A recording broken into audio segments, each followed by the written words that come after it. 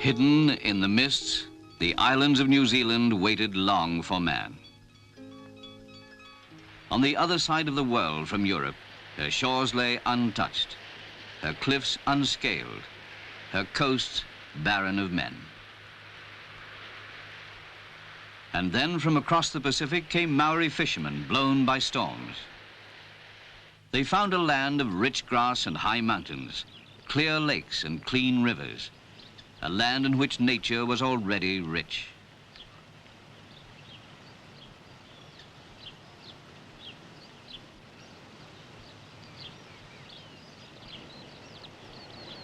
Stunned by its promise, the Maoris praised the generosity of the gods. Their name for New Zealand was the gift of the sea.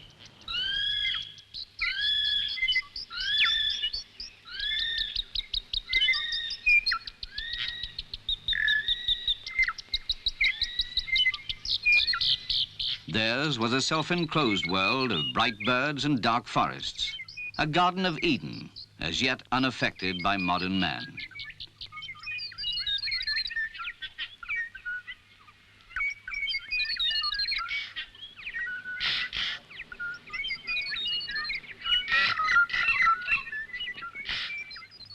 But the secret of their paradise was bound to escape. The Europeans were crossing the world, moving out to its remotest parts. In the 18th century, the sails of Captain Cook's ships rose over the horizon. The English had come to New Zealand. In the 19th century, the New Zealand Society was formed to make the islands English in custom, manner, and trade. New Zealand was to be yet another of the sea's gifts to Britain. The settlers came to make a new life, but they died as strangers in a foreign land. Their gravestones recorded them as citizens of British cities.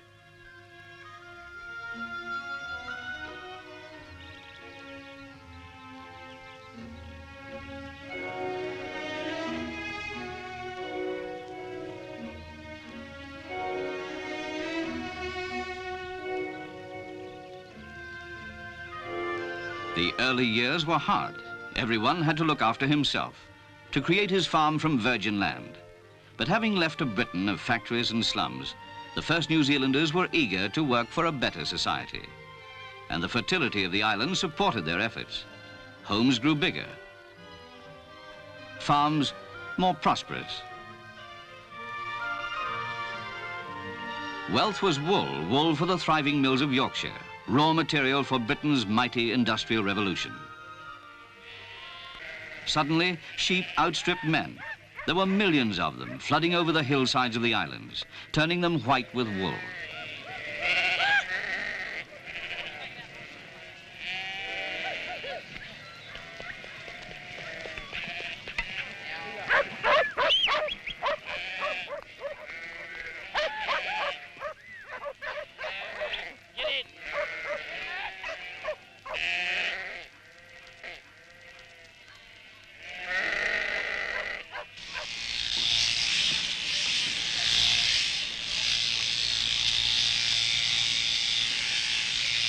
Wool turned New Zealand into a part of Britain's economy, and wool gave New Zealanders the wealth to build England in their green and pleasant land.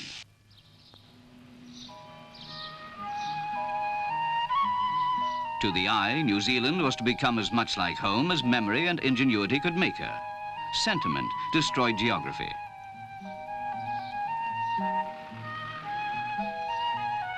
Victorian Britain had crossed the world, and New Zealand's farmers surveyed a society transplanted.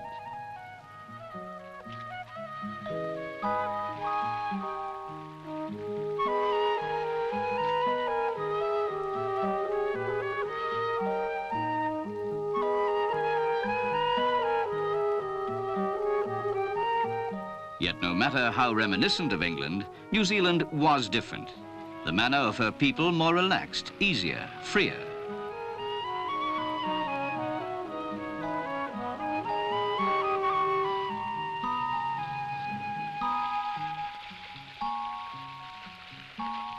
As Britain has changed, New Zealanders have become more and more conscious of their own identity, of the things that make them different. I certainly feel much more of a New Zealander than I do English. I've been brought up on English ideas, English ways of life, and well, English institutions of government and so on, but I don't feel at all English. You can call British Pongs, or you can call New Zealanders Kiwis, and I'd definitely say that I accept the fact that I'm a Kiwi, New Zealander. The English people that I've met are very, very different from me.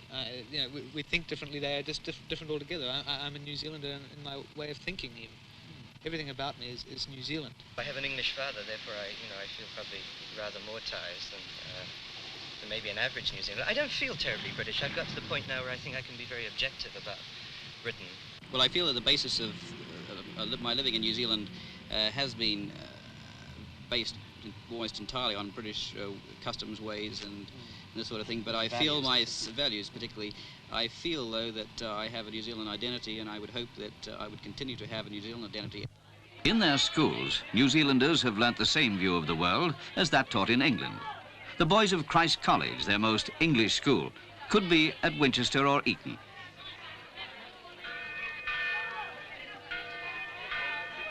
The school was founded to create English gentlemen 13,000 miles from home.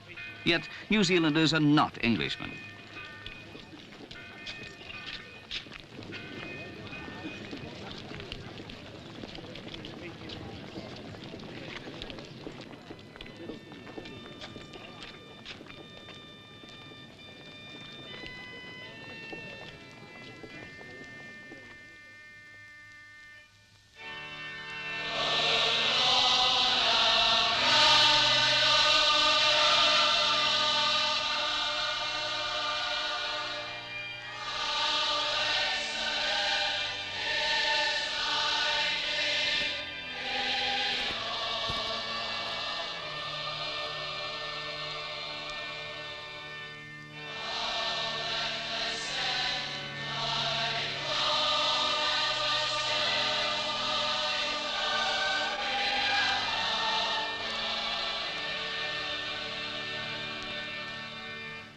It was wealth and wool that made it possible to create England as a Pacific island.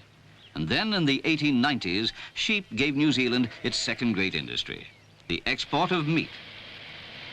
With refrigerated transport, New Zealand farmers started for the first time to fill the larders of the British housewife. Lamb became the standard English Sunday joint. Every Englishman could eat meat like a Tudor, thanks to the flocks of New Zealand. With refrigeration, New Zealand also started to export butter and cheese. It meant cheap food for Britain and prosperity for them. With 90% of all their dairy produce coming to the home country, their economy became an integral part of Britain's own. In fact, New Zealand was to be Britain's dairy farm.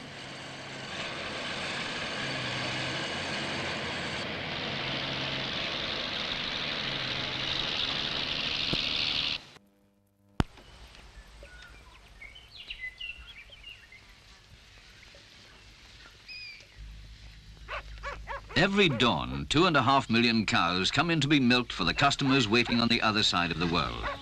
A way of life and an industry is geared to the needs of England.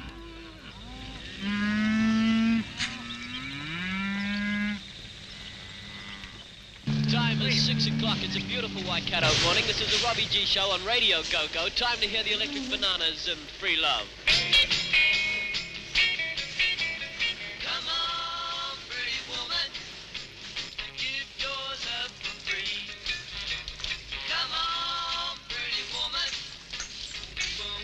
With so much invested, to the New Zealand farmers it seemed impossible that anything could weaken the ties with Britain. But in 1970, the news of the British government's determination to join Europe penetrated every farm in New Zealand. Economic vital to this country. He stressed Britain's plea for a 5-year transition period of phasing out New Zealand exports. Sir Con O'Neill told the EEC negotiators that there'd been no lack of effort to diversify New Zealand's dairy industry, but there were limits to this process. Before the terms were known, most New Zealand farmers expected them to be disastrous for themselves and their country. I've farmed this land for 18 years, and like all that produce has gone to England.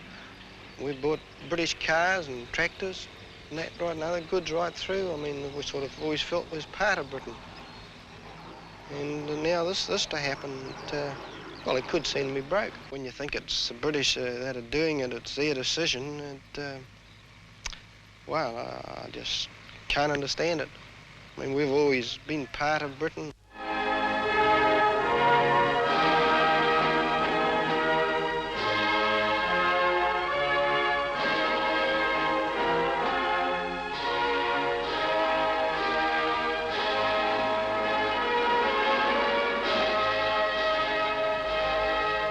But in the event, the British didn't do it to New Zealand. The terms negotiated mean that the ties of trade will continue. But emotionally, the link will never be quite the same again. Many of the symbols and ceremonies of New Zealand would still find a place in a 19th century schoolbook. Every year, New Zealanders of British and Maori origin celebrate their inclusion in the empire of Queen Victoria. But it's the image of a past era. New Zealand's future depends on her own efficiency, especially in the dairy industry. Already, New Zealand's dairy industry is the world's most efficient. Processing is almost fully automated.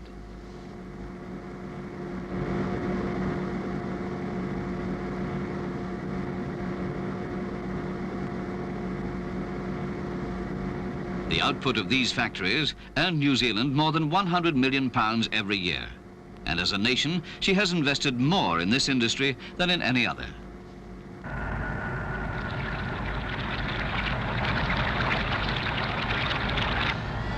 The processing of butter, though vital to the prosperity of New Zealanders, involves very few of them. These near-empty, ever-active clinical factories guarantee New Zealand's standard of living.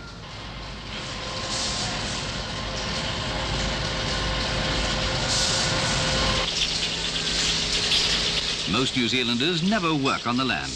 The country now has its cities large and prosperous. Most people have an urban way of life.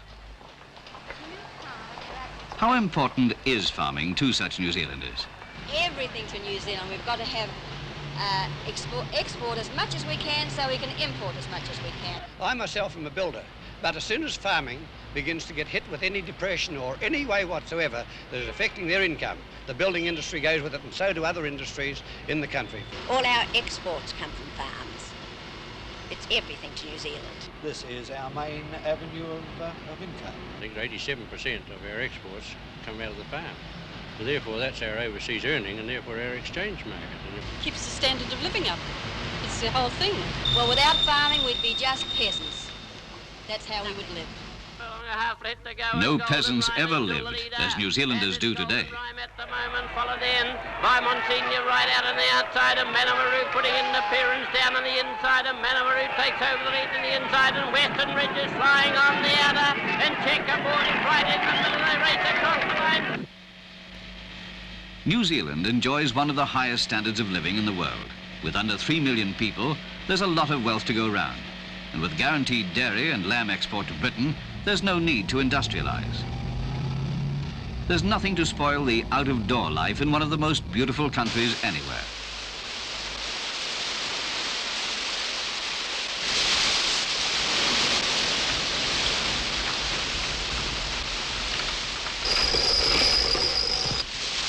New Zealand has achieved the affluent society without an industrial revolution. Prosperity without pollution. It's a unique victory.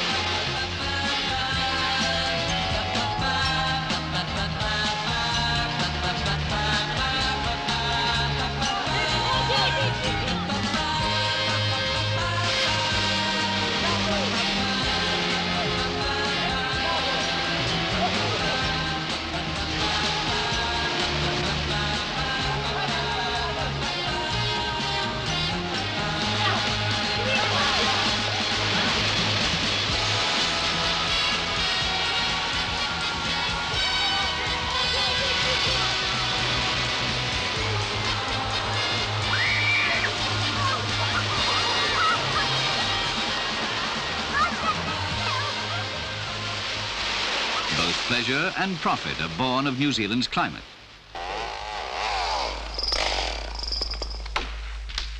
And And it's not only the grass that grows tall in New Zealand.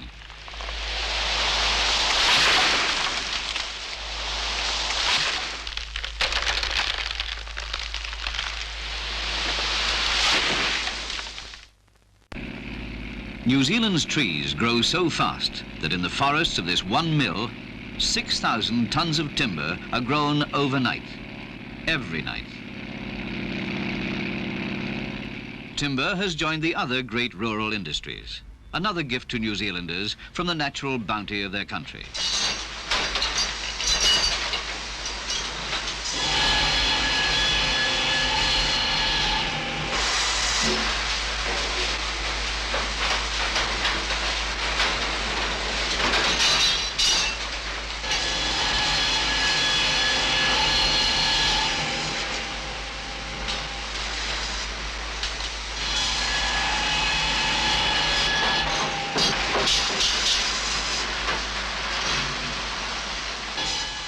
As with lamb and wool, milk and butter, so with timber and pulp. New Zealand is processing its raw materials. It's not an industrial revolution, but it could be the prelude to one. New Zealand's economy is unfinished and undeveloped. Yet do New Zealanders want industrialization? But this is going to involve a whole change in the way of thinking. It isn't just going to involve a matter of economics, you know. It's going to be a matter of understanding whether you want to live in a little pastoral haven, you know, with liberal 19th century ideas at the bottom of the Pacific, or whether you actually want to be part of the 20th century technological thing. We've been existing, I think, in something of a Rolls-Royce economy up to this point, where we have sold all our produce to Britain, and we have to look to, I think, to the Pacific Basin. We are, I think, doing this. We have to do it a lot more than we are doing at the present time. But I don't think we necessarily have to turn our country into another little Britain, overpopulated, polluted, and all the rest of it. I think we can maintain a low population, a high standard of living, and still be, you know, getting our markets and producing what we want. I think we can have our cake and eat it too.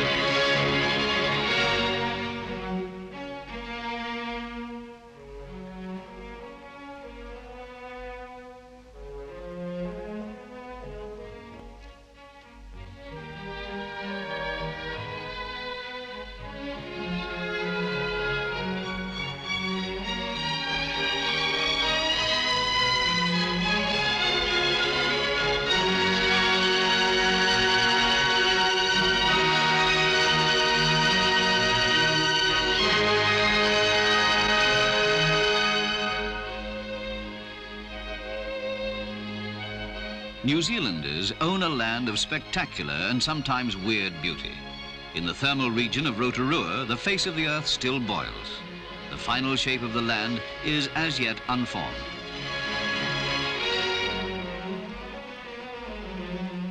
So too with New Zealand society. The nation is changing. New ideas and new events create new patterns. But for most New Zealanders, it is the old pattern that seems right.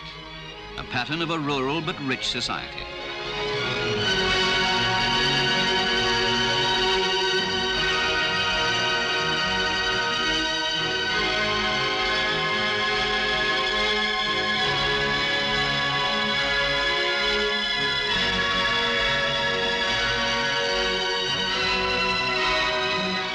Such a country was the dream of the first settlers. It is the inheritance of the present generation.